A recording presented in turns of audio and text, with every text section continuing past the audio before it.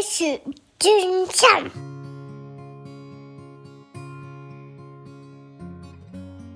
乖說專心。記得小時候，爸爸叫我爬樓梯時要專心。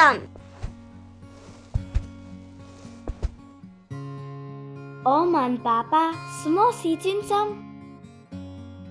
爸爸說，專心是你在玩樂高時，滿腦子都是樂高。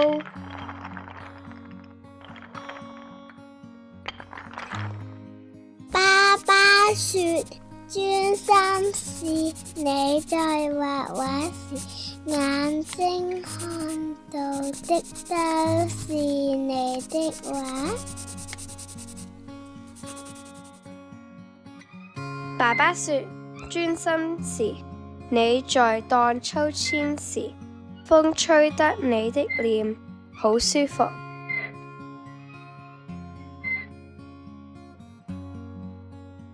爸爸說，專心會讓你好開心。哦，我懂了。現在爸爸經常會提醒我專心。專心。我在吃早飯時，專心。我在牽孩子的時候，專心。我在體育課的時候，專心。爸爸經常會帶我們全家去看看別人怎麼專心。像是鐵板燒的師傅，專心地炒菜，好好吃。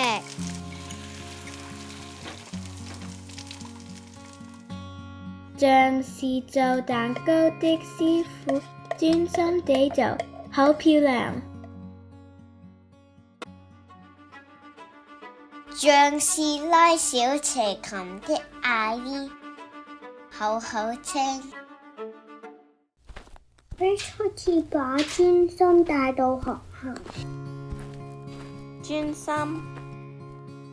Grace 告訴她的朋友，專心就是眼睛要看前面，不要看旁邊。老師說，哇，Grace 好專心喎。Grace 說專心。專心。